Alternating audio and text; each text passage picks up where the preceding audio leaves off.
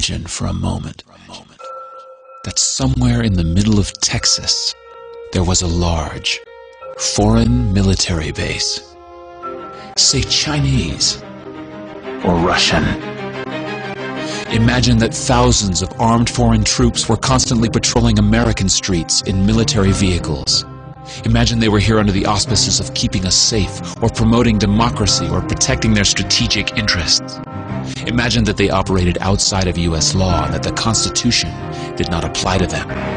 Imagine that every now and then they made mistakes or acted on bad information and accidentally killed or terrorized innocent Americans, including women and children, most of the time with little or no repercussions or consequences. Imagine that they set up checkpoints on our soil and routinely searched and ransacked entire neighborhoods of homes. Imagine if Americans were fearful of these foreign troops and overwhelmingly thought America would be better off without their presence. Imagine if some Americans were so angry about them being in Texas that they actually joined together to fight them off in defense of our soil and sovereignty because leadership in government refused or were unable to do so. Imagine that those Americans were labeled terrorists or insurgents for their defensive actions and routinely killed or captured or tortured by the foreign troops on our land.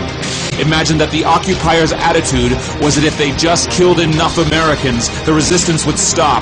But instead, for every American killed, 10 more would take up arms against them, resulting in perpetual bloodshed.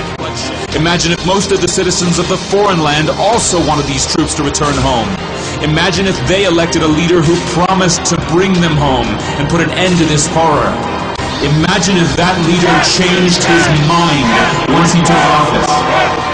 The reality is that our military presence on foreign soil is as offensive to the people that live there as armed Chinese troops would be if they were stationed in Texas.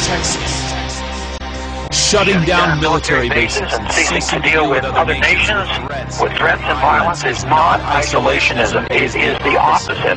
Opening ourselves up to friendship, honest trade, and diplomacy is the foreign policy of peace and prosperity. It is the only foreign policy that will not bankrupt us in the short order, as our current actions most definitely will. I share the disappointment of the American people in the foreign policy rhetoric coming from the administration. The sad thing is, our foreign policy will change eventually, as Rome's did, when all budgetary and monetary tricks to fund it are exhausted.